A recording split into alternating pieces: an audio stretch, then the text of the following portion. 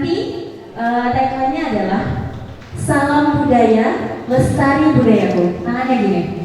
Salam budaya, lestari budayaku. Oke? Gak apa-apa formal dikit ya. Oke, kita latihan dulu ya. 1, 2, 3. Salam budaya, lestari budayaku. Risan jangan kaku gitu dong. Oke, boleh ya kita mulai ya. Yang semangat. Oke, 1, 2, 3.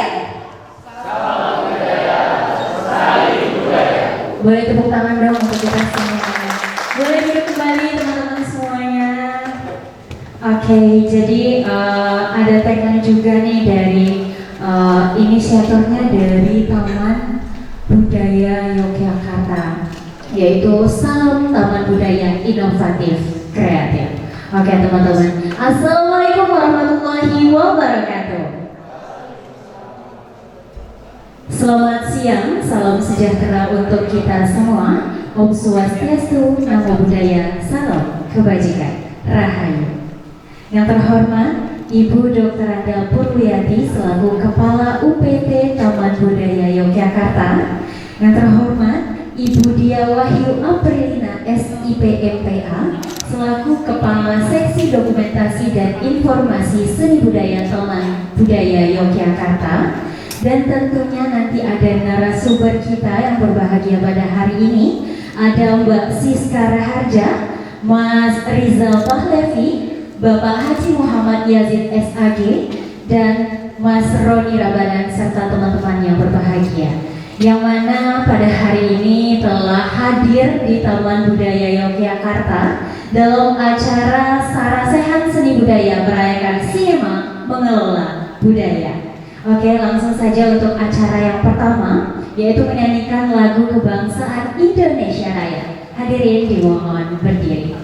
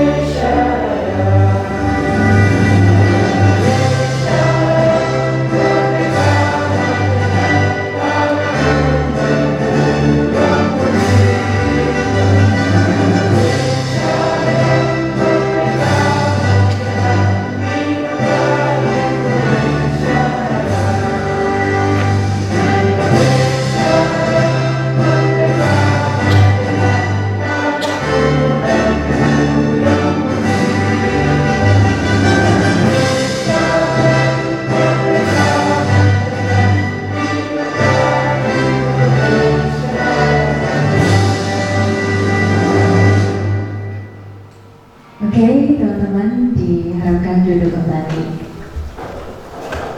Oke, teman-teman, sebelum kita mulai sesi diskusi bersama moderator kita, di sini ada Mas Ageng Indra Sumara. Sebelumnya kita buka dulu acara Sarasehan pada hari ini. Untuk itu kami undang kepada koordinator dan narasumber kita pada hari ini, kepada Mas Roni Ramadan, disilahkan.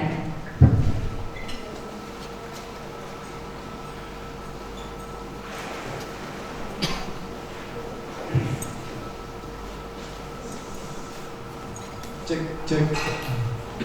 Assalamualaikum warahmatullahi wabarakatuh. Selamat siang semuanya. Selamat siang teman-teman. Terima kasih.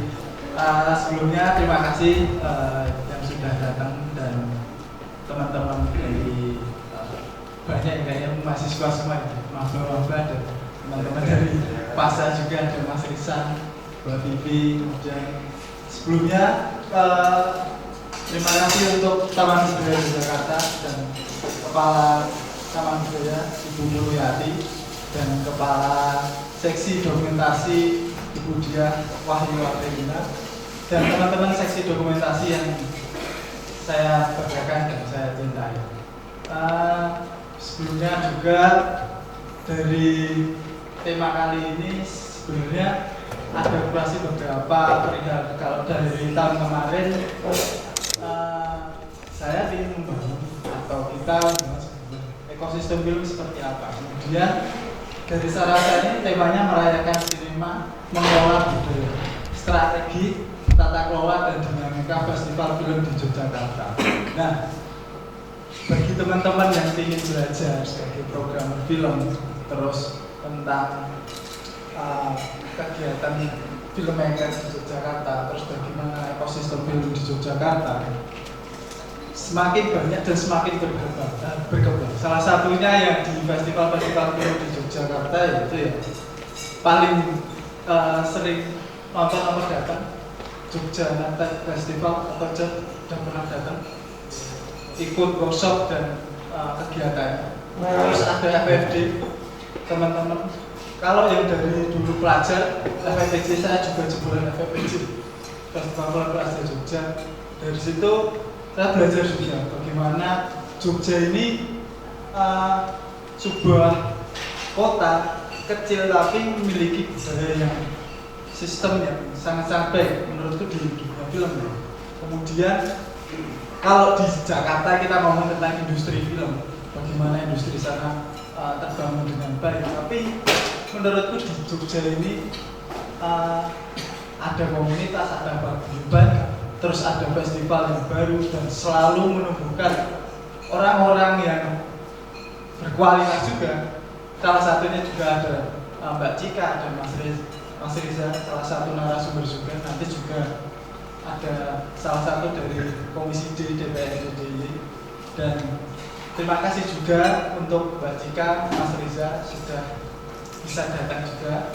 Kemudian kita akan belajar dari berbagai macam hal tentang nanti bagaimana mengelola festival film Kota Baru yang diprakarsai Mbak Siska Harja, apa yang sering dipanggil Mbak Cika, Mbak.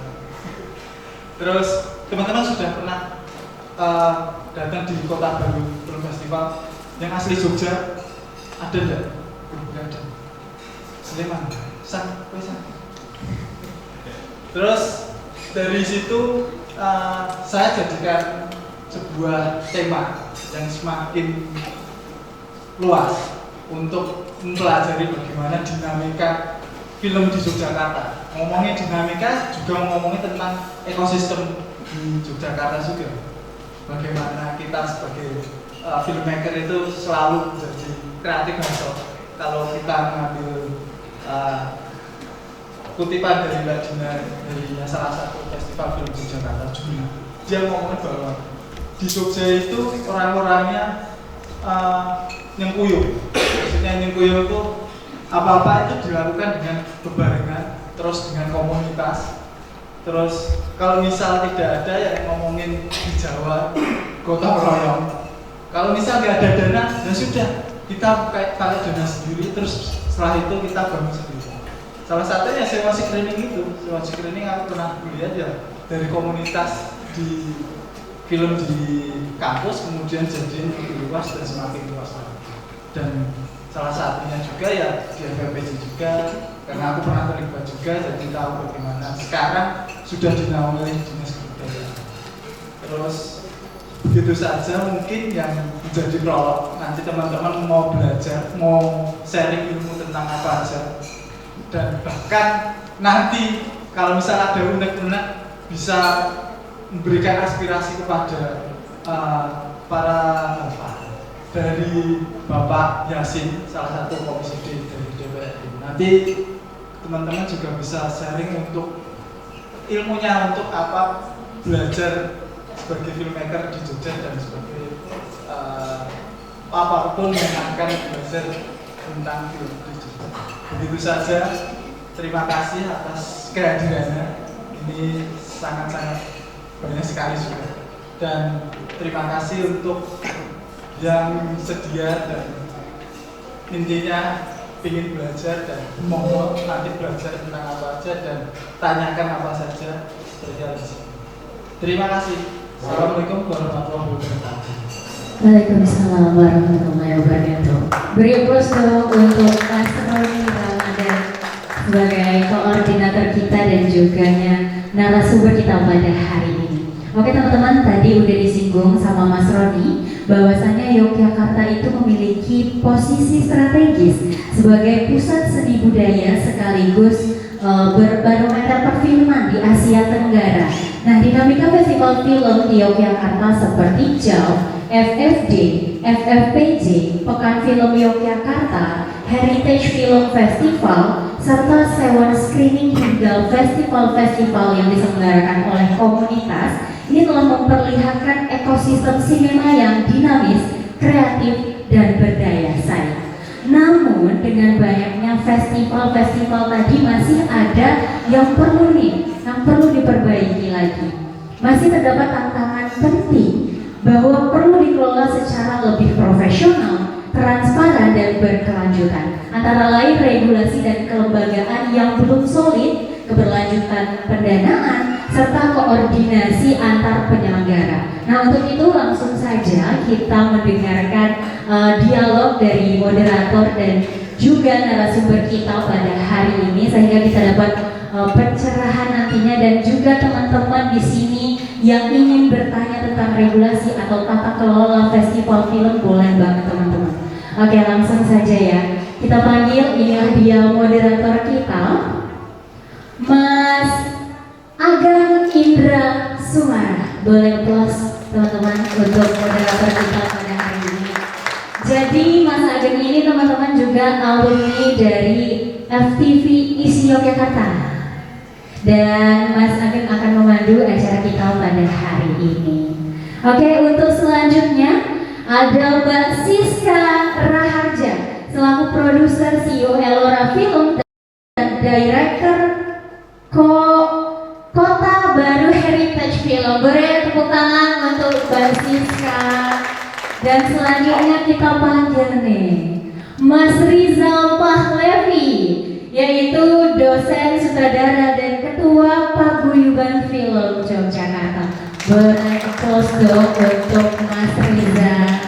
Dan untuk selanjutnya yang terakhir narasumber kita, karena Bapak Haji Muhammad Yazid masih berhalangan teman-teman, jadi nanti akan menyusul. Dan sekarang kita panggilkan narasumber kita, Mas Roni Ramadan. Tepuk tangan dong untuk Mas Roni. Mas Roni ini juga aktif dalam dunia perfilman, dan di sini teman-teman film yang ada di depan ini udah hadir teman-teman. Mungkin yang hadir di sini juga anak-anak film maupun di luar dari film. Karena nanti kita bukan hanya membahas tentang produksi film, tapi secara keseluruhan, secara luas itu bagaimana sih ekosistem perfilman di Yogyakarta. Dan ini akan langsung dikupas oleh moderator dan narasumber kita hari ini. Langsung saja kami persilakan kepada moderator kita, Mas Ageng Indra Sumara. Silakan Mas. Terima kasih Livi, terima kasih teman-teman semua yang sudah hadir, dan terima kasih juga para narasumber yang sudah ada di samping saya. Sebelumnya perkenalkan, nama aku Ageng Indra. Aku dari komunitas literasi di Bantul, namanya Radio Buku. Dan kebetulan di komunitas ini kami punya program pemutaran film, namanya Nonton dengan 2N. Dan di situ saya menjadi programmer. Dan sebagai programmer, salah satu tempat belajar bagi saya yang paling efektif itu ya ketika ada festival. Karena festival adalah kesempatan yang mungkin paling besar untuk orang-orang yang ada di ekosistem perfilman itu bisa kumpul, kita bisa ketemu, dan juga secara langsung melihat film-film yang ditayangkan. Itu juga referensi juga, dan juga kadang di festival ada kelas-kelas juga, kelas-kelas untuk filmmaker dan juga kelas-kelas untuk programmer. Nah, di sepanjang mungkin 1-2 jam ke depan kita akan membicarakan tentang festival. Dan di samping saya sudah ada orang-orang yang latar belakang profesinya sangat bisa dibilang terikat dengan festival. Mbak Cika, dia adalah direktur dari Kota Baru Heritage Festival. Juga ada Mas Rizal Levi yang adalah ketua dari Paguyuban Filmmaker Jakarta, yang dimana di Paguyuban Filmmaker Jogja, yang itu juga memayungi banyak orang yang terlibat dalam film, termasuk yang akhirnya menjadi festival. Terus kemudian agak disayangkan perwakilan mungkin dari Komisi D yang sebetulnya adalah jadi representasi dari pemangku kebijakan, yang itu juga keterlibatannya cukup penting sebenarnya ketika kita menyelenggarakan festival, tapi mungkin belum hadir. Nanti kita juga bisa akan mendengar dari Roni, yang mana Roni juga cukup banyak terlibat dalam festival, termasuk tadi dia cerita di FFPJ. Mungkin begitu. Setelah ini satu-satu narasumber akan bercerita pada teman-teman tentang topik yang mereka bawa sendiri terkait dengan festival. Nanti ada PowerPoint-nya. Jadi untuk pertama saya silakan ke Mbak Cika dulu. Oke, mungkin pada Mbak Cika ini saya silakan.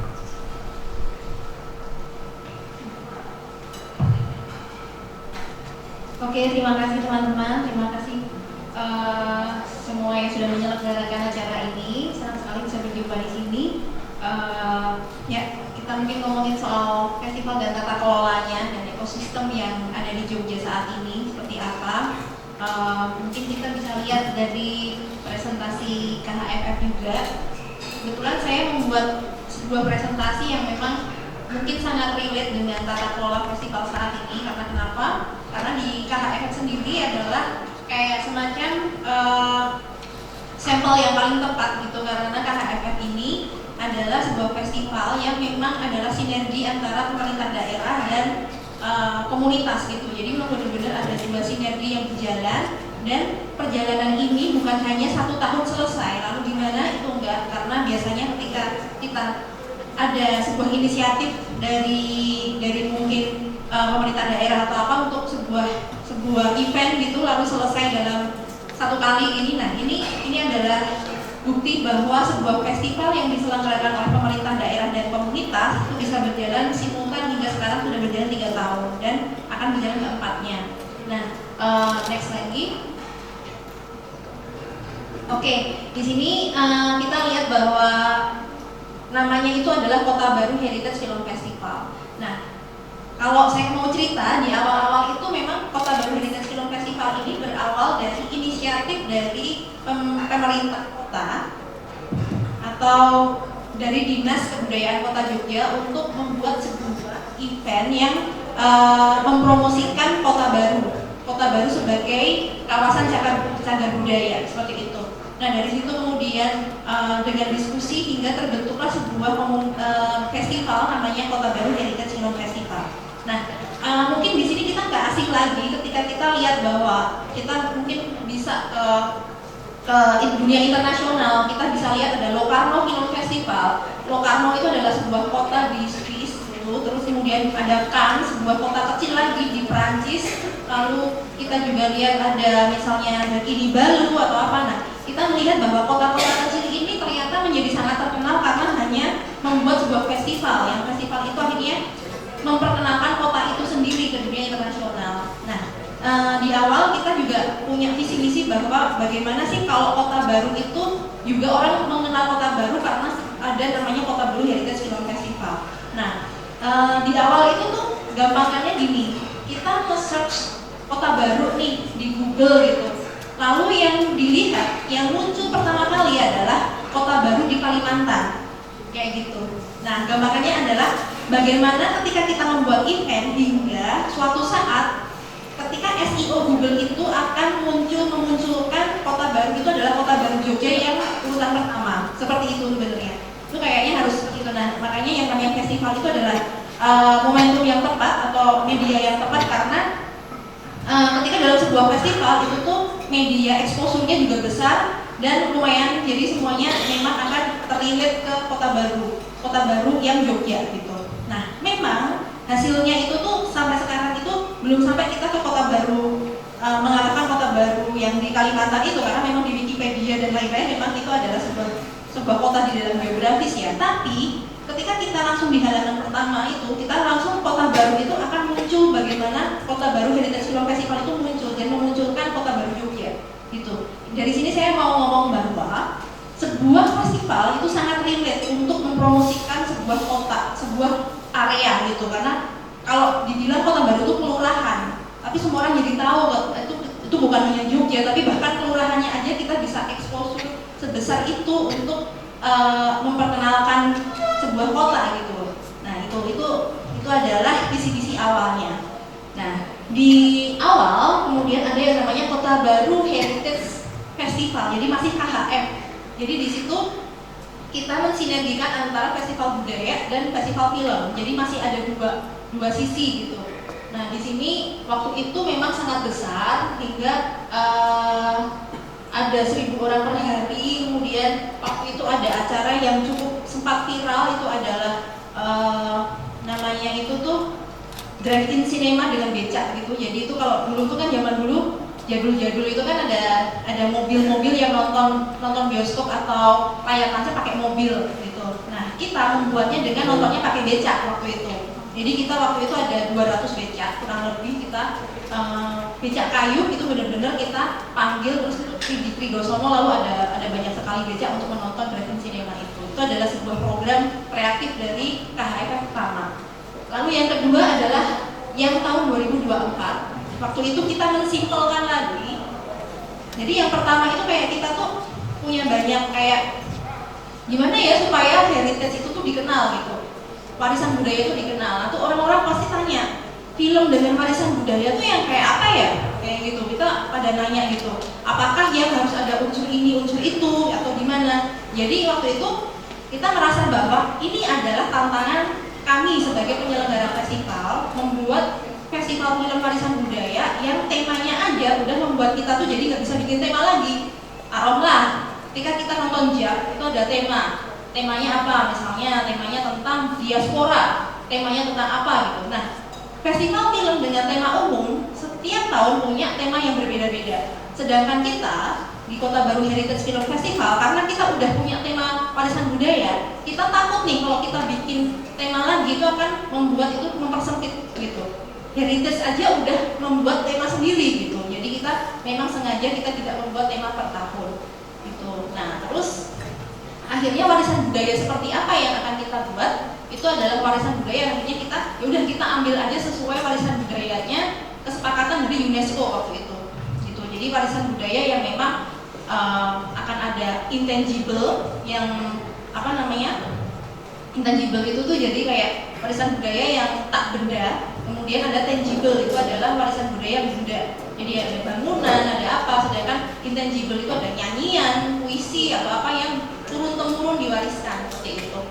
Nah, kemudian di Kota Baru Heritage Film Festival 2024 itu tuh yang 2023 dan 2024 itu temanya kita masih warisan budaya. Jadi kita lebih mensimplifikasi gitu. Jadinya apa-apa masuk gitu. Bahkan kita sampai mencoba yang di tahun pertama itu, waktu itu ada film horor waktu maghrib karya Siddhartha Tata kita masukkan. Alasannya apa? Karena ternyata banyak masyarakat tuh tahu tentang warisan budaya itu dari film horor. Minimal nih dari misalnya mantra, dari warisan budaya misalnya istilah-istilah apa gitu. Nah itu yang akhirnya kita angkat dulu. Nah waktu itu kita mengundang Mas Tatanya dengan Budi Irawanto, Presiden JAP waktu itu untuk diskusi. Nah di situ kita jadinya kita membuka diskusi. Kenapa sih warisan budaya di dalam film horor itu bener apa enggak sih? Karena ternyata banyak distorsinya. Hal-hal yang seharusnya warisan budaya bagus akhirnya juga jadi orang takut dan lain-lain. Di satu sisi juga orang tahu dari warisan budayanya itu dari film horor gitu. Jadinya ya udah kita benar-benar kayak ada kritik dan juga ada ujian di situ dalam diskusi itu.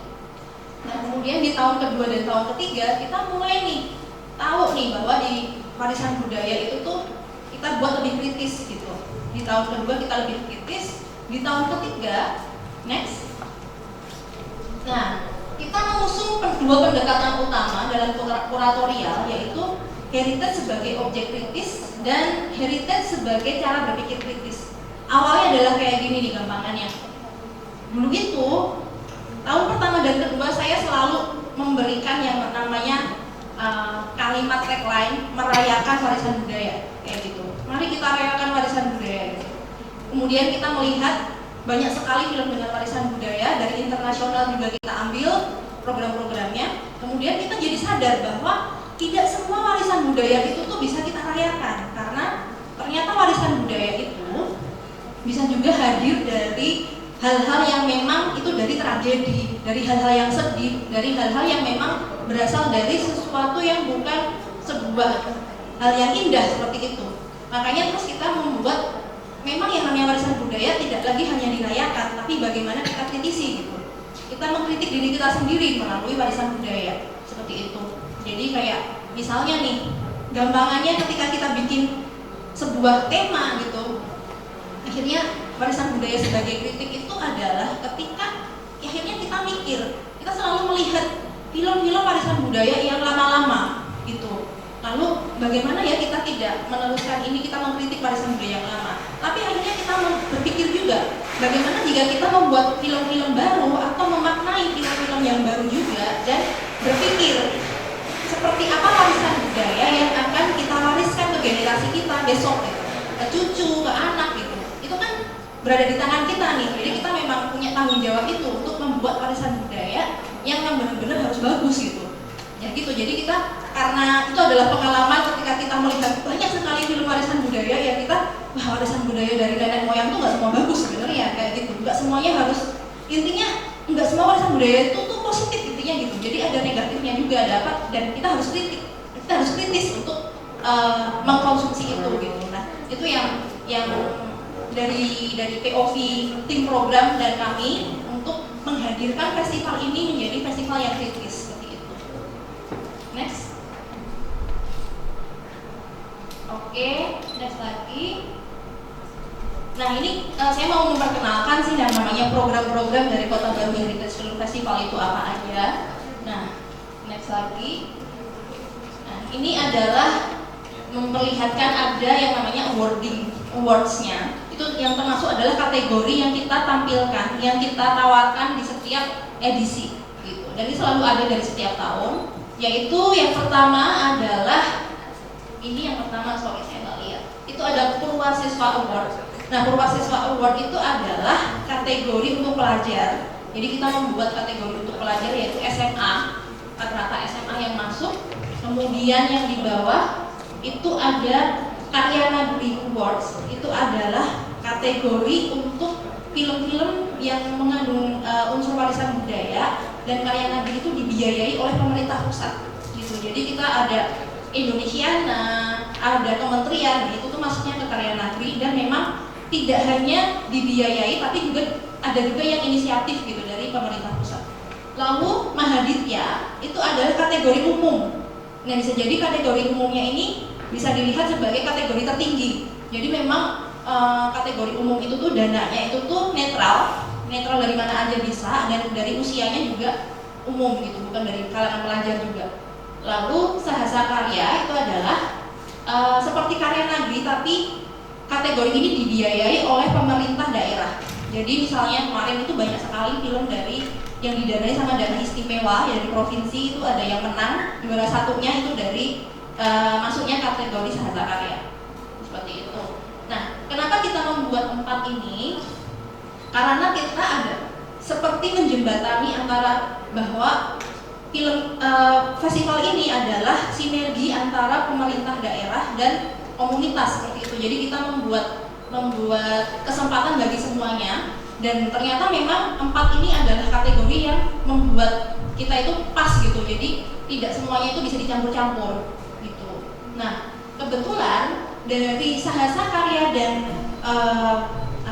Karya Nagri itu tuh setiap tahun kita selalu mengundang dari pemerintah daerah seluruh Indonesia untuk datang, dan ketika perwakilan nominasi itu juga pemerintahnya datang dan filmmakernya datang. Jadi istilahnya seperti orang itu tuh jadi datang ke Kota Baru Heritage Film Festival dan melihat bahwa oh, barometer film warisan budaya itu seperti ini ya gitu. Sekarang kita lihat, karena saya jadi tahu ketika film-film itu masuk untuk submit gitu, ternyata tuh banyak film-film yang sebatas misalnya dokumenter nih, tapi kayak dokumentasi. Lalu film yang film pendek tapi bentuknya seperti apa ya, kayak film-film yang mungkin asal dibikin gitu. Nah, ternyata film-film yang di Indonesia dari Sabang sampai Merauke tapi didanain oleh Pemda itu belum tentu punya kualitas yang mumpuni seperti itu.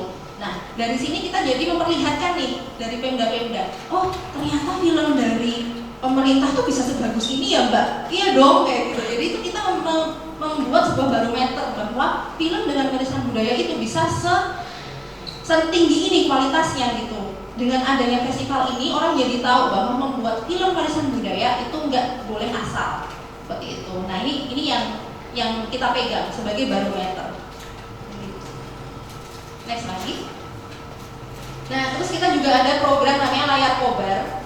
Layar Kobar itu sebenarnya yang pertama tadi ini adalah layar tancap sebenarnya. Jadi kita mengkomodifikasi layar tancap menjadi layar kobar. Yang pertama kita membuat drive-in cinema. Kemudian yang kedua kita karena masalah dana terus kita membuatnya lebih simple gitu dengan layar tancap biasa. Lalu kemudian yang ketiga kemarin juga lebih simple lagi kayak gitu. Nah layar kobar ini isinya itu tuh kita bisa bikin kayak ada film dari ada Badai Pasti Berlalu, lalu ada banyak sekali lah film-film nasional dan itu terpilih gitu untuk dimasukkan ke layar kobar. Next. Nah ini 2023 seperti itu, 2024 atau 2025. Next lagi. Nah kemudian kita juga punya program yang embedded sama kita lagi namanya International Heritage. Jadi Kota Baru Heritage Film Festival setiap tahun itu merangkul negara-negara dari Asia Tenggara. Yang pertama kita kerjasama dengan Singapura, yang kedua itu dengan Thailand atau Thai Film Archive waktu itu, yang ketiga kita dengan Myanmar gitu. Nah waktu itu kita kayak International Film Heritage itu seperti apa gitu. Ternyata Heritage Film Festival, Heritage Film di antara negara-negara lain itu sangat berbeda gitu. Ketika kita ke Singapura gitu, Singapura tuh sungguh sangat sulit mereka mencari film heritage di negara mereka sendiri. Jadi akhirnya kita kerjasama dengan lembaga namanya Objektif waktu itu, mereka mengambil film-film dari Asia Tenggara, gitu. Karena heritage di Singapura itu sebenarnya juga mereka tidak punya warisan budaya yang benar-benar, karena budayanya banyak sekali kan di sana. Kita melihat tidak punya warisan asli gitu, seperti itu. Lalu kemudian di Thailand, ketika kita melihat kerjasama dengan Thailand, ternyata Thailand itu tuh banyak irisan dengan Indonesia gitu. Lalu yang ketiga dengan Myanmar, dengan negara yang benar-benar masih sangat banyak konflik gitu. Itu tuh film sungguh sangat menyedihkan warisan budayanya. Maksud saya warisan budaya yang mereka kemas menjadi film itu adalah tragedi gitu. Jadi kita benar-benar melihat keren juga ya ketika kita melihat heritage film dari banyak negara itu ternyata membuat kita efeknya beda-beda gitu ketika kita menonton. Padahal ketika kita melihat heritage film Indonesia itu tuh memang banyaknya itu cheer gitu, ya indah-indah atau apa gitu, walaupun memang banyak yang secara narasi memang ceritanya sedih gitu. Tapi di negara-negara lain itu ceritanya sangat beragam lagi. Next lagi. Nah ini kita selalu setiap ada pemutaran kita juga membuat diskusi. Waktu itu yang terakhir kita kemarin membuat diskusi film arsip dan solidaritas Asia Tenggara. Nah ini kita langsung narasumbernya dari Myanmar langsung. Nah yang waktu itu namanya Taidi. Nah jadinya waktu itu dia online gitu. Dan Taidi itu lokasinya berada di daerah konflik. Benar-benar waktu itu tuh di daerah konflik dan dia ikut online sama kita gitu. Nah ini menarik sekali. Nah terus saya juga mau cerita bahwa setiap ada diskusi di Kota Baru Heritage Film Festival itu rata-rata yang datang itu tuh banyak akademisi ternyata. Jadi Kota Baru Heritage Film Festival itu membuat irisan antara akademik di Yogyakarta sama di perfilman. Nah ini kerasa sekali. Next lagi. Nah kemudian kita ada Heritage, Indonesian Heritage. Lalu kita memutar film kurang.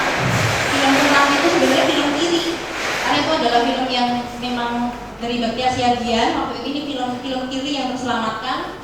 Nah, terus kenapa kita berani memutar film kiri walaupun kita didanain sama pemerintah daerah gitu? Karena memang kita mencoba untuk membuat pemutaran ini tuh festival ini tuh inklusif gitu. Karena memang tidak harus terus karena itu filmnya ini tidak langsung serta-merta itu adalah campaign gitu loh. Tapi kita memang menganggap itu adalah objek untuk kita kaji dan untuk dipelajari apapun itu. Gitu. Lalu kita juga waktu itu ada Gowo. Waktu itu Gowo kita sama Mas Handung diputar. Lalu kita juga muter ini ketika di dalam sebuah festival bedanya sama bioskop apa gitu. Lalu kemudian kerjasama sama Mas Handung langsung bilang bahwa yang diputar di KHFF itu adalah film yang tidak ada potongannya gitu. Jadi itu benar-benar versi tanpa sensor. Waktu itu. Next lagi. Nah, kemudian kita juga ini ada diskusi adalah jejak semangat Asia Afrika dalam sinema Indonesia. Ya memang kadang-kadang yang namanya festival itu tuh diskusinya jadi berat-berat. Jadinya kita tuh kayak bagaimana kita merangkul akademik gitu, dunia akademis di dalam sebuah festival film. Nah, festival film itu kan kita nonton enteng ya, seneng-seneng, makan-makan. Tapi ketika diskusi kita mengimbangi.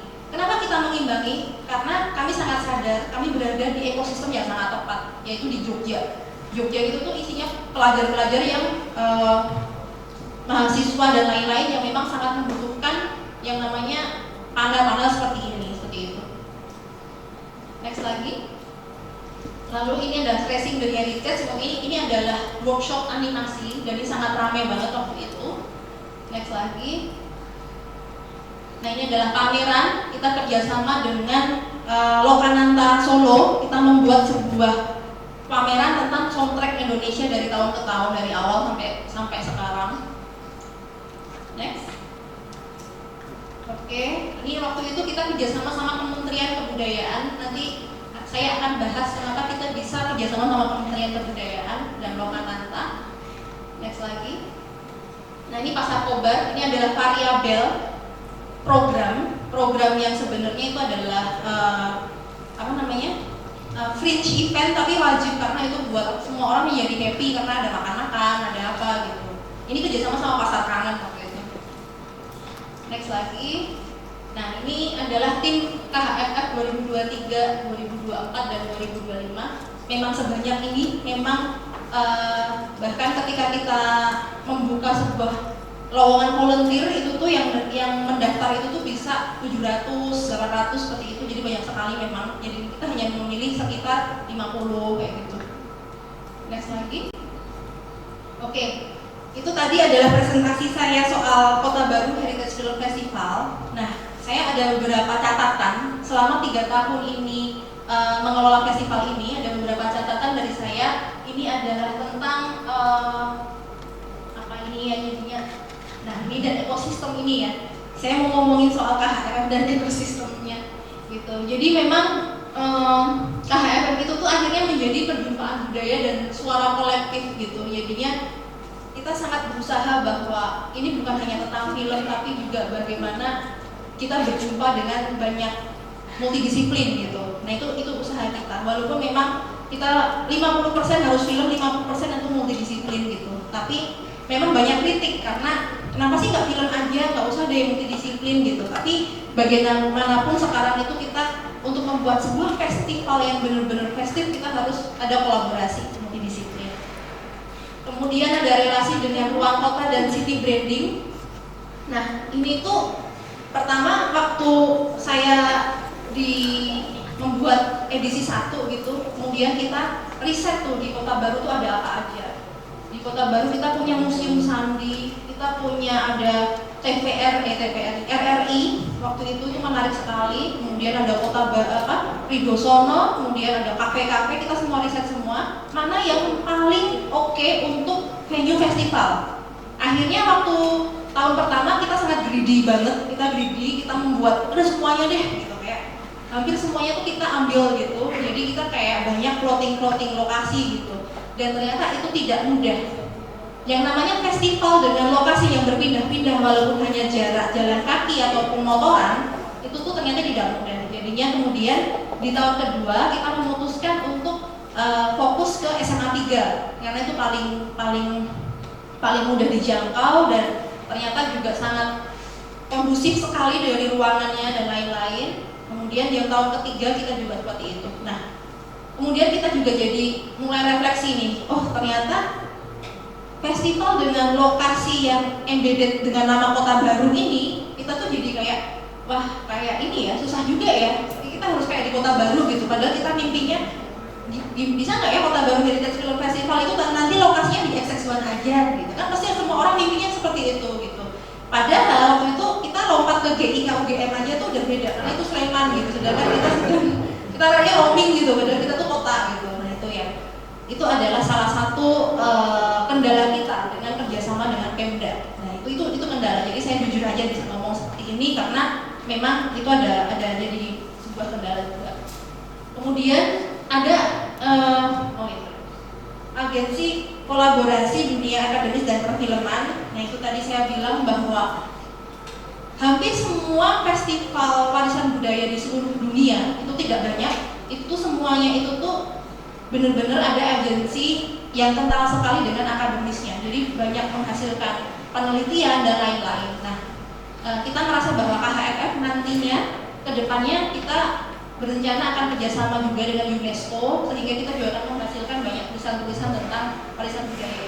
Jadi akan produktif secara teks juga gitu. Lalu KHFF sebagai studi kasus tata kelola pemerintah dan komunitas. Di sini saya bisa ngeklaim bahwa saya bangga juga karena merasa bahwa festival ini adalah kayak contoh sukses bagaimana kerjasama Pemda dan komunitas itu bisa berjalan hingga sampai 3 tahun gitu, bahkan hingga sampai mau ke tahun keempat. Nah itu kenapa? Karena kita bisa menjembatani tupoksinya Pemda itu mengemasnya menjadi sesuatu yang bisa dicerna oleh banyak orang gitu. Jadi itu PR kita, tapi ternyata berjalan dengan baik seperti itu. Jadi Pemda happy, dari komunitas happy. Nah itu salah satu contoh aja. Gitu. Nah terus, KHFF sebagai barometer kualitas film warisan budaya itu tadi yang saya ceritakan, bahwa akhirnya orang-orang jadi tahu bahwa film warisan budaya itu ada kompetisinya loh. Kalau kamu bikinnya asal, kamu nggak bisa bikin kompetisi gitu. Bahkan film warisan budaya itu nggak harus membosankan, kamu bisa membuat film yang bagus gitu. Jadi kalau kalian nanti mungkin di sini yang hadirin yang di sini bisa punya film yang ternyata ada unsurnya, silahkan submit aja ke Kota Baru Heritage Film Festival, karena itu benar-benar ada kompetisi dan ada hadiahnya juga, dan benar-benar ditayangkan dalam festival dengan penonton yang lumayan banyak seperti itu. Kemudian penentuan 3 tahun KHFF. Nah, ini adalah pembuktian selama 3 tahun, dan besok tahun keempat itu kita sedang mencoba untuk membuat forum festival. Kita pengen mendengar sebenarnya keinginan dari masyarakat, Pemda dan berbagai pihak itu apa untuk KHFF gitu. Inginnya seperti apa. Nah, nasional menuju internasional, kita merasa bahwa festival Kota Baru Heritage Film Festival yang sifatnya nasional itu bisa ditarik menjadi sebuah festival internasional. Karena kenapa? Karena kita itu sendiri juga kewalahan, tidak terlalu banyak film warisan budaya di Indonesia. Walaupun Indonesia tuh kayaknya banyak banget gitu, tapi ternyata itu kurang, setiap tahun itu kurang. Jadinya kita mungkin akan membuka banyak peluang untuk membuat festival ini berkelas internasional. Nah ini tantangannya ya, tantangannya itu tuh tadi minimnya film warisan budaya, karena kita udah mulai desek-desek gitu istilahnya, program itu harus mulai mengkontak banyak orang untuk tidak hanya yang submission tapi juga mencari gitu. Kemudian regulasi, kita tuh kayak belum ada sistem kelembagaan atau asosiasi lintas festival film ya, karena kita punya Jogja Festival di Jogja, tapi untuk festival film itu ternyata tidak ada koordinasi yang dilembagakan, itu nggak ada gitu. Lalu keberlanjutan pendanaan, jujur tahun pertama dan kedua kita 100% didanai oleh pemerintah daerah atau pemerintah kota. Waktu itu Dinas Kebudayaan Kota. Tapi di tahun ketiga kita mulai nih mencoba bagaimana kita membuka peluang kolaborasi dengan sponsor. Jadi tahun ketiga kita udah dapat sponsor dari Gojek, dari Kementerian Kebudayaan, sama dari kantor pos gitu. Nah, pihak-pihak ini kita membuatkan program-program yang relevan di dalam KHFF, tapi dananya bisa kita jadikan support gitu. Nah, kenapa kita berpikir seperti itu? Karena diskusi kami dengan Pemda dari Pemkot atau Dinas Kebudayaan Kota ini juga festival ini jangan sampai menjadi festival yang harus bergantung pada situasi politik gitu.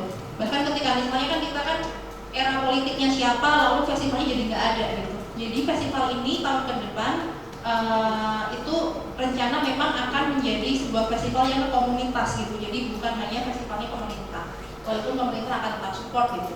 Itu menjadi sebuah solusi sehingga festival ini akan berlangsung terus menerus. Oke, lalu tadi koordinasi penyelenggara itu. Jadi Jogja itu festivalnya banyak sekali, jadi kita sering tumpang tindih, rebutan vendor, kedua rebutan lokasi. Untungnya kita di Kota Baru jadi nggak rebutan lokasi. Terus yang ketiga itu tuh kayak semacam jadwal itu waktu kita bikin festival kan pengennya rame, tapi barengan sama Prambanan Jazz, barengan sama ini semua orang kesedot. Waktu itu kita barengan sama Cherry Pop kayak gitu. Itu tuh jujur aja itu tuh persoalan bagi setiap festival ketika nggak janjian. Jadi janjian itu penting gitu. Kemudian penguatan manajemen dari KHFF sendiri. Nah, setiap tahun kita sedang ada penguatan manajemen.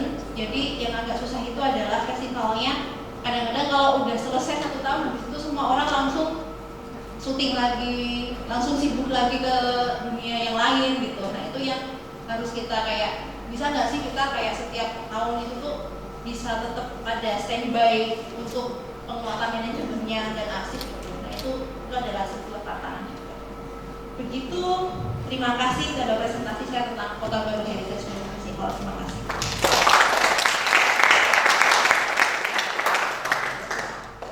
Terima kasih banyak Mbak Jika. Kayaknya kita belajar banyak ya dari soal festival juga, dan untuk sendiri banyak hal yang garis bawahi, terutama tadi soal gimana festival itu ketika film ya, bukan sekedar kita mengumpulkan film dan menayangkan saja. Festival itu juga dibangun di atas ide, di atas visi yang jelas. Jadi tadi Mbak Jika menjelaskan bisa dibilang perubahan visi dari teks awalnya coba mempresentasi belakang saja, kemudian akhirnya karena punya visi yang jelas dan tujuan yang jelas untuk bikin semacam dokumenter budaya warisan. Kita ingin warisan budaya kita tuh punya kualitas. Akhirnya melihat bahwa ini festival ini bisa dimaknai juga untuk kita melihat apa sih warisan yang akan kita wariskan ke masa depan. Itu kupikir visi yang perkembangan visi yang menarik. Berikutnya kita akan mendengarkan paparan dari Mas Reza Pahlavi, karena Mas Reza juga punya PPT dan sepertinya agak jauh untuk mengenal. Kayaknya kita telan saja Mas. Bisa di sini saya. Oh, Mas Reza begini. Oh iya. Kalau begitu mungkin langsung saja saya silakan Mas Reza untuk menjelaskan.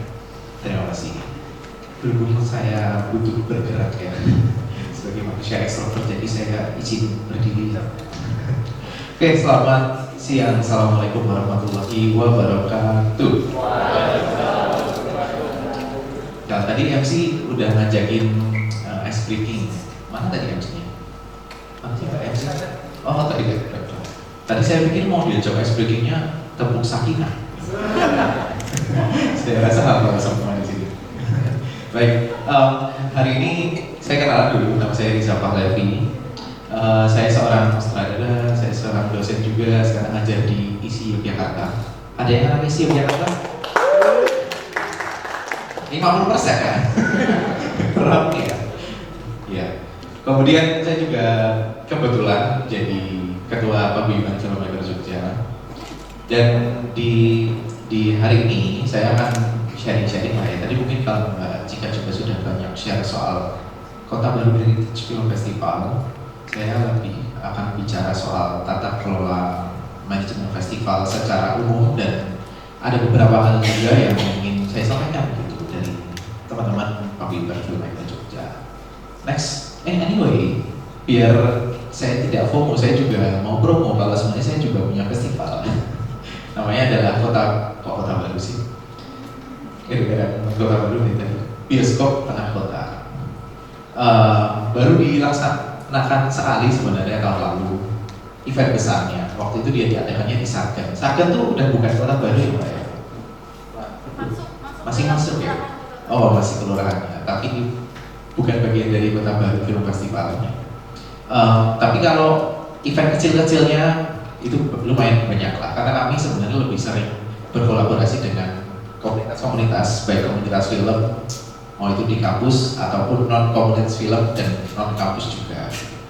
Dan kebetulan tahun lalu itu kami kolaborasinya dengan KPK, Komisi Pemberantasan Korupsi, dan insya Allah tahun ini juga akhir tahun akan kolaborasi lagi dengan kami. Mungkin di bulan Desember, sekalian dengan Hari Anti Korupsi Dunia, Orgia.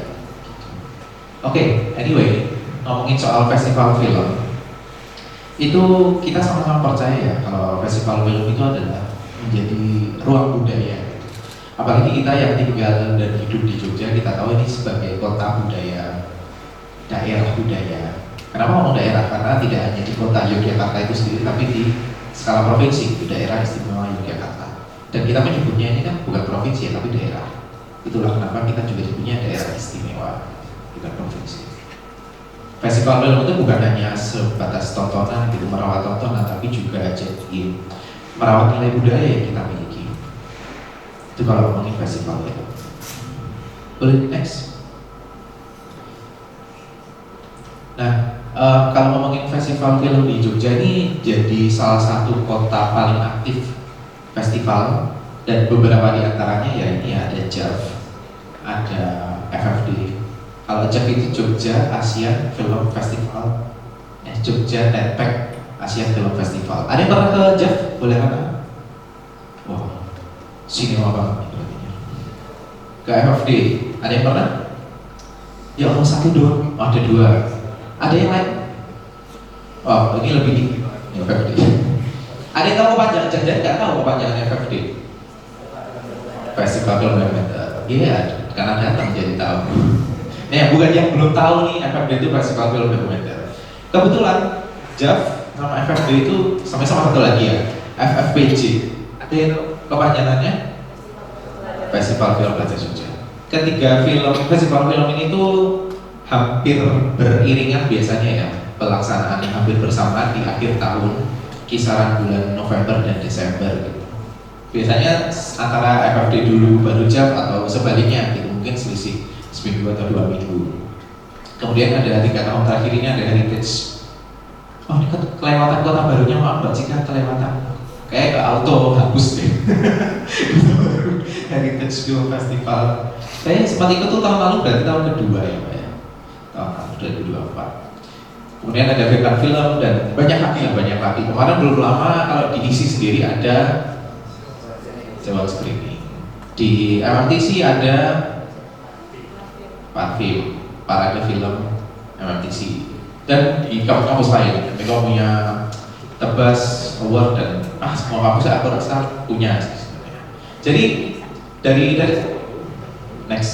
situ sebenarnya kita bisa melihat nih karakteristik dari Jogja itu adalah berakar dari komunitas. Bahkan kalau mungkin teman-teman juga mendengar pertama kali JAF muncul, kalau nggak salah besok ke tahun ke-20 ya kalau tidak salah, itu juga awalnya ya dari komunitas, sebelum akhirnya semakin berkembang dan akhirnya menjadi sebuah yayasan yang lebih solid dan lebih terstruktur dan akhirnya bisa sampai selama ini gitu ya. JAF, FFPJ, ya Festival Film Dokumenter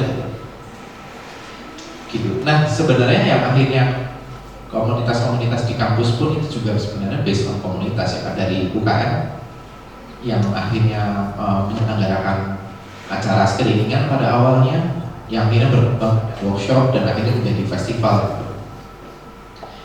Dikelola dengan semangat kolektif, bukan hierarki.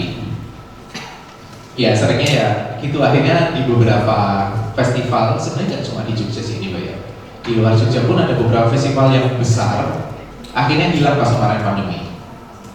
Tidak melulu hanya karena pandeminya, dalam artian mungkin lagi ada peredaman acara atau kehilangan sumber dana juga, dan tapi juga soal pengelolaan. Karena soal penyelenggaraan, JAV pun kemarin masih bisa menyelenggarakan walaupun formatnya berubah menjadi banyak online-nya, dan ketika akhirnya sudah kembali offline bisa menyelenggarakan lagi, dan yang dekatan nyata dengan penonton. Nah, ini sebenarnya salah satu yang menarik di Jogja ya, karena banyak sekali tumbuh film-film yang dari komunitas. Mungkin itu juga karena awalnya dari sekali kampus-kampus yang punya komunitas film, berawal juga dari kampus-kampus yang punya prodi film atau semacamnya, film, broadcast, komunikasi. Dari situ akhirnya punya UKM, dan orang-orang yang bukan komunitas, bukan kampus yang base-nya film pun juga akhirnya punya komunitas film, akhirnya berjejaring. Saya masih ingat dulu ketika tahun 2010-an awal ya, kisaran 2013 ke belakang lah, itu sempat ada, saya lupa namanya, nama festival, bukan festival sih, semacam kayak kumpulan tiap minggu atau tiap bulan. Isinya adalah pemutaran film dari komunitas film se-Jogja, dan itu dilakukan di pojok benteng. Pojok benteng yang sekarang udah nggak boleh kayak gitu, di pojok benteng yang Wetan, sorry, yang Wetan. Yang Wetan tuh yang ada kayak gorong-gorongnya. Nah, di atas itu tuh dibikin layar tancepan dan diputar tuh gantian. Ada sekitar 5-10 film, ada yang dari ISI, dari MTC, dari Aminom, dari mana-mana lah. Setiap bulan kalau nggak salah, setiap bulan ada pemutaran, dan itu benar-benar bikin guyup se-Jogja. Tidak cuma hanya kampus, tapi juga di luar kampus. Dan dari situ hubungannya, jejaringnya terus berkembang. Dan selain di acara bulanan itu juga akhirnya berlanjut ke festival-festival yang tadi saya sebutkan. Ada festival film dokumenter, JAV, dan lain-lain. Ya tahu kalau sekarang mungkin teman-teman yang masih kuliah, apakah ada acara semacam itu untuk mengumpulkan komunitas di Jogja? Ada yang pengurus ini? Kalau di Sewa itu ada Kami Sinema ya? Kami Sinema. Ada yang pengurus Kami Sinema? Oh, tidak ada. Ada yang pengurus komunitas film apa gitu? Tidak ada. Atau kalian sebagai penonton? Diam. Ini memang kan kalian nggak pernah nonton. Tapi kalian pada suka nonton film nggak ya? Nonton di bioskop apa di mana? Oh, bioskop juga. Ya kalau bioskop kan bukan ini, bermuli. Tapi kalau di acara streaming selain datang kemana biasanya? Oh, Jogja Fest punya CPA. Parfum ya? Parfum memang isi. Kamu dari mana? Oh, dari isi. Sewa streaming nggak datang tapi? Oh, iya. Iya. Oke, next. Nah, tapi ya itu ya, dari beberapa pengelolaan itu, ini sebenarnya beberapa tantangannya, dan tadi juga Mbak Jika sempat sampaikan berarti teorinya tidak salah. Yang pertama adalah pendanaan. Tapi ya, saya juga tertarik sekali tadi ketika Kota Baru ini di tahun ketiga sudah mulai mencari pendanaan di luar. Saya juga perlu belajar sepertinya, biar festival saya juga terus berkembang. Karena sekarang masih bergantung pada KPK. Soalnya itu ya, kadang tuh ada festival karena ada hebatnya atau ada supportnya. Tapi begitu gak ada supportnya, mulai melempem gitu. Karena ketika saya mengelola festival sendiri juga, saya juga berpikir keras bagaimana tetap bisa membuat festival yang gratis, yang bisa dinikmati siapa saja tanpa berbayar. Tapi orang-orang yang punya film juga bisa mendapatkan apresiasi, tidak hanya dengan diskusi ya, tapi ada support finansial gitu, minimal buat kedatangan mereka. Karena terkadang film yang kami putar itu tidak selalu orangnya masih di Jogja. Kadang mungkin dulu kuliah di Jogja, tapi mereka mungkin bekerja di Jakarta atau di mana gitu. Ya akhirnya bisa kami lakukan memfasilitasinya lewat online. Ketika mereka memang tidak bisa datang langsung ke Jogja. Nah, ini jadi salah satu lah yang pendanaan. Kemudian adalah SDM yang multitasking dan belum profesional. Karena lagi-lagi festival kan penyelenggaraannya biasanya 1 tahun sekali ya. Jadi masih lumayan jarang festival yang bisa semacam punya pegawai tetap gitu. Tahu saya JAV tuh ada pegawai tetapnya, tapi cuma sedikit ya, 3-5 orang saya lupa gitu. Yang memang dalam setahun bekerja terus-terusan dan dibayar reguler untuk ngurusin JAV. Tapi baru nanti ketika beberapa bulan terakhir lebih intens, baru mereka akan meng-hire. semacam volunteer atau pekerja yang dikontrak lebih pendek gitu, seperti itu. Karena memang untuk mengurus festival sekelas JAV sebesar itu ya memang butuh diurusin setahun gitu. Mungkin teman-teman ada yang kemarin datang ke JAV Market yang pertama kali, ada ya? Itu kalau nggak, itu ada salah satu booth yang dia menerima pendaftaran untuk booth JAV Market tahun depan gitu. Nah kalau mereka tidak punya pengelolaan yang baik, jangankan yang tahun depan gitu, mereka pasti akan fokus dengan yang tahun pertama kemarin yang memang buat saya itu juga luar biasa ya untuk pengelolaan pertama gitu. Ya itu salah satu contoh festival yang bisa kita jadikan bahan belajar. Selanjutnya ya ini kelembagaan. Karena akhirnya terutama mungkin yang di kampus-kampus juga kan kelembagaan hanya tergantung periode menjabatnya ya. Ketika tahun ini jadi panitia, tahun depan mungkin belum tentu. Atau setidaknya mungkin hanya beberapa panitia aja ya, betul. Karena kan pasti semesternya nambah terus dan pasti akan diganti dengan di kelasnya.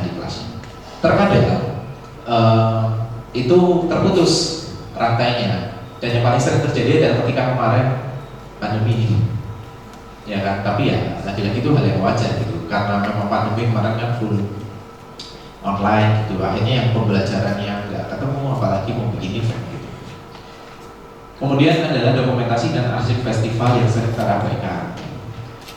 Jadi buat teman-teman mungkin yang lagi dalam proses pembuatan festival, entah meneruskan yang sudah ada atau jadi volunteer atau apapun, ini bisa menjadi salah satu concern juga. Karena pada akhirnya festival-festival yang sudah punya histori yang panjang, tapi tidak semuanya punya arsip yang bagus. Ya arsip soal film apa saja yang diputar, berapa jumlah orangnya, penonton yang datang, dan segala macam.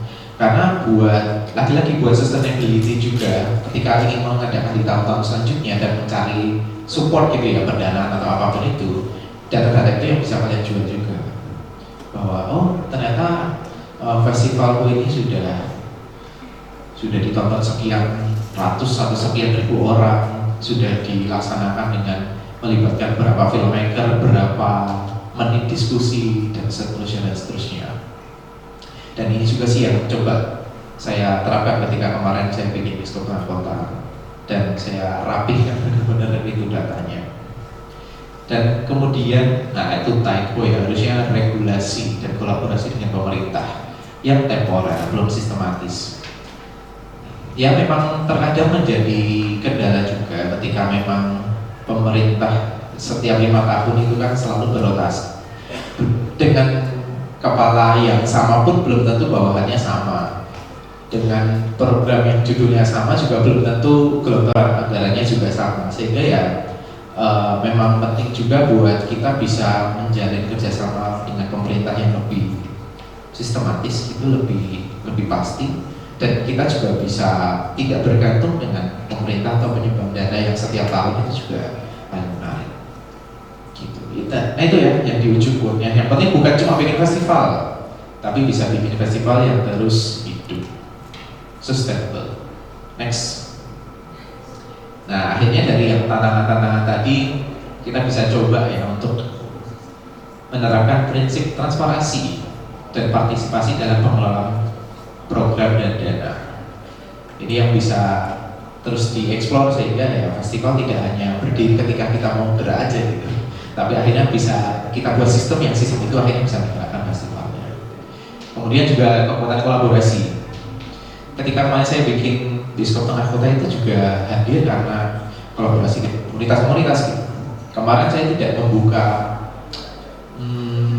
submission film secara open gitu, tapi memang sengaja saya door to door ke komunitas-komunitas film dan meminta dari masing-masing komunitas untuk mengirimkan filmnya, sehingga ini bisa menjadi event yang tempat berkumpulnya komunitas gitu, tidak hanya sekedar oke, aku punya film, aku masukin, kemudian lolos kurasi dan selesai gitu.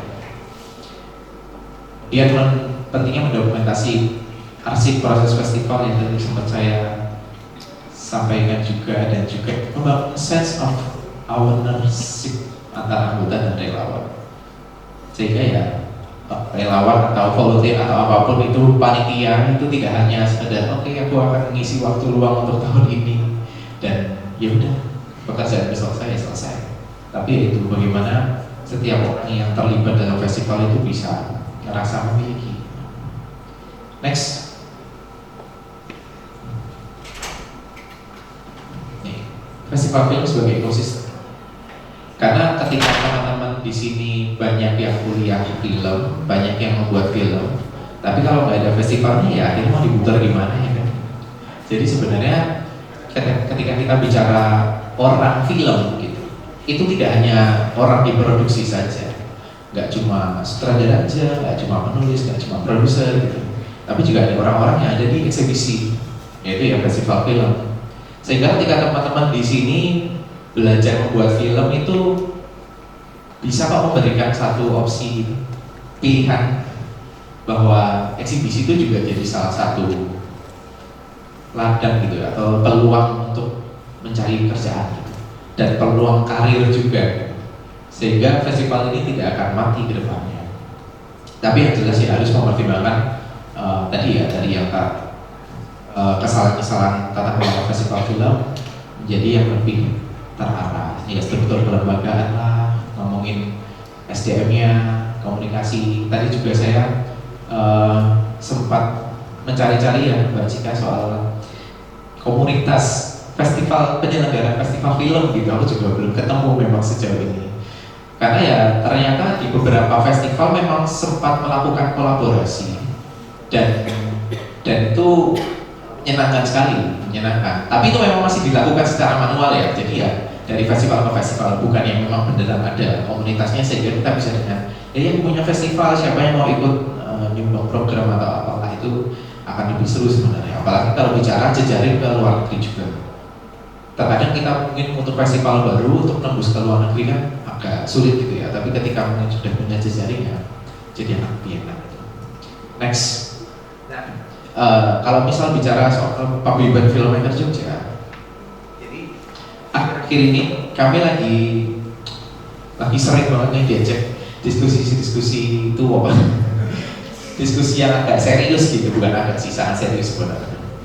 Jadi ini sebenarnya angin segar teman-teman, buat teman-teman juga yang akan terjun di film, yaitu dari bapak-bapak dan ibu-ibu Komisi B DPRD ngomong, beliaunya sudah datang belum ya?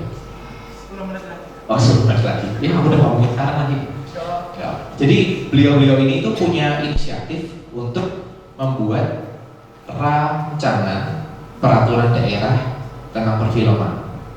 Nah kalau misal ini nanti akhirnya sudah tidak menjadi rancangan, jadi perda, ini bisa menjadi perda yang menjadi percontohan gitu, karena DIY menjadi yang pertama setahu saya, correct me if I'm wrong ya. Nah dalam proses ini beberapa bulan terakhir kami ini sering diajak diskusi dengan kalangan orang yang terjun di dunia film ya, baik orang-orang produksi, orang-orang eksibisi, orang-orang festival, orang-orang yang bergerak di pendidikannya, baik itu dari kampus, baik itu dari SMK, kemudian dari berbagai kalangan Pak. Jadi film itu tidak hanya sebagai orang pembuatnya aja. Ini ada beberapa harapannya / tuntutan yang sebenarnya kami coba saring dan kami coba padatkan menjadi 7 poin ini. Yang mungkin teman-teman ketika membaca juga akan cukup relate gitu, karena ini sebenarnya berawal dari keresahan juga gitu, keresahan kami sebagai orang-orang film, kita sebut saja orang-orang film ya, semua elemen film di DIY ini. Yang pertama adalah regulasi yang berpihak pada keteraan pelaku film. Teman-teman mungkin juga pernah dengar beritanya atau pernah mengalami juga bahwa di lapangan itu terkadang terjadi yang kurang diinginkan, yang berhubungan dengan misalnya keselamatan kerja, perizinan, SOP kerja dan lain-lain, yang sehingga kayak misalnya jam kerja lah, terus ngomongin perlindungan tenaga kerja kayak asuransi dan lain-lain gitu. Nah sebenarnya poin-poin ini tuh buat buat menjaga bahwa pekerjaan film ini juga seperti pekerjaan-pekerja lain. Kalau kita bekerja di kantoran gitu kan, pegawai kita dapat asuransi kan, minimal BPJS lah gitu, atau asuransi swasta yang lain. Tapi kalau kita jadi pekerja film ya hidup kayak berasa cuma drama syuting pulang ya udah. Kalau selamat alhamdulillah. Kalau enggak ya terkadang kita bertaruh dengan nyawa gitu, dengan hidup yang syuting kerjanya yang kurang jelas, regulasi soal fee yang ada enggak jelas juga, dengan SOP-SOP yang tidak dilihat gitu. Kemudian ini juga nih yang nomor 2 yang sesuai dengan apa yang kita bicarakan hari ini, fasilitasi pendidikan, distribusi, arsip, dan festival film. Karena sekalipun sebenarnya festival-festival besar itu disupport sama pemerintah, namun memang dengan seiring berkembangnya festival terkadang juga supportnya tidak semakin besar juga. Nah sebenarnya dengan poin-poin ini ya juga bisa akhirnya itu terus berkembang gitu festivalnya dan juga supportnya. Ini ada juga perlindungan tenaga kerja perfilman. Terus yang ini nih, yang nomor ini, saya rasa teman-teman mahasiswa juga pasti ngalamin ya, penolakan terhadap pungutan liar dan pajak yang memberatkan.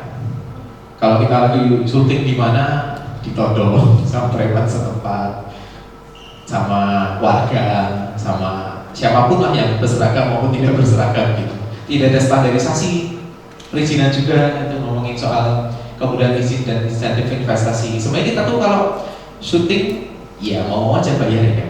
Oh syuting di sini bayar sekian berapa jam tuh. Tapi ketika ada yang ketidakjelasan kan itu juga merugikan kita ya. Baik film yang komersial maupun film yang sifatnya lebih komersial kayak misalnya tugas-tugas kampus. Saya rasa juga itu perlu dibedakan gitu ya. Oh ketika syuting buat komersial bolehlah bayar sekian gitu. Tapi kalau mungkin buat kampus mungkin boleh digratiskan, mungkin harganya berbeda. Ya lagi-lagi kan semuanya kita butuh kejelasannya. Terus ini juga perlindungan hak kekayaan intelektual, ngomongin haki ya, sama penyediaan data perfilman di DIY yang komprehensif dan terbuka. Sehingga perpustakaan itu tidak hanya dalam bentuk buku gitu, tapi juga dalam bentuk arsip film. Karena Yogyakarta ini saya rasa jadi salah satu mungkin bisa disebut sebagai kota film dibanding se-Indonesia gitu. Dengan pertumbuhan regenerasi cepat, pendidikan juga ada, filmmakernya yang banyak, syutingnya juga banyak gitu. Next, mau lama ya ngomongnya. Next. Ya itulah, tapi pada akhirnya buat menutup paparan saya adalah kita butuh ya model tata kelola kolaboratif gitu buat festival di Indonesia gitu.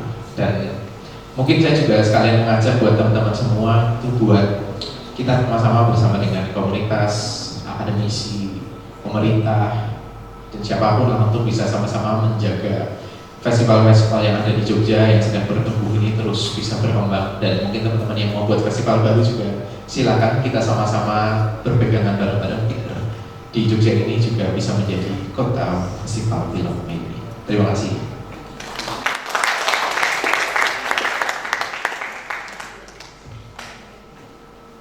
Terima kasih Mas Yuda untuk paparannya tadi. Kayaknya memang tadi dijelaskan dengan kupikir cukup jelas ya, di mana Jogja, setidaknya ekosistem Jogja yang melahirkan filmmaker hari ini, juga pengelola festival hari ini itu muncul dari ekosistem yang bukan jatuh dari langit, tapi betul-betul dibangun lewat komunitas-komunitas yang kemudian punya uang untuk saling berinteraksi satu sama lain. Dan di taraf itu juga sebetulnya tadi ditutup dengan aspirasi 7 poin ya, 7 poin yang menjelaskan bahwa kalau sebetulnya ada masalah yang untuk bisa ini tidak terjadi perlu ada campur tangan dari pemangku kebijakan. Sayangnya beliau orang yang diundang untuk merepresentasikan pemangku kebijakan tidak bisa hadir hari ini, tapi di situlah di ujung sana ada Roni yang mungkin dia juga akan bercerita tentang bagaimana kenyataan sebagai dalam ekosistem film hari ini, sebagai orang yang satu sisi juga pernah terlibat dalam festival, dia juga filmmaker juga, dan mungkin cukup tahu sering berinteraksi dengan pemangku kebijakan. Oke, karena pemangku kebijakan belum datang, jadi saya mengisi beberapa. Mungkin teman-teman juga pernah terlibat atau terjadi dalam keseharian di filmmaker, entah itu di Yogyakarta, entah itu di Semarang, Jakarta, itu perihal tentang bagaimana rangkap jabatan. Melengkapi dari ngomongin tentang dari Mbak Jika tentang KHBS dan Mas Riza tentang bagaimana poin-poin tadi mengenai kebijakan, terus kejelasan ekosistem film di Yogyakarta sebagai seorang filmmaker itu menyinggung dengan perihal itu. Next, kalau kita berbicara tentang ngomongin tentang kreativitas atau bahkan kita bekerja secara hasil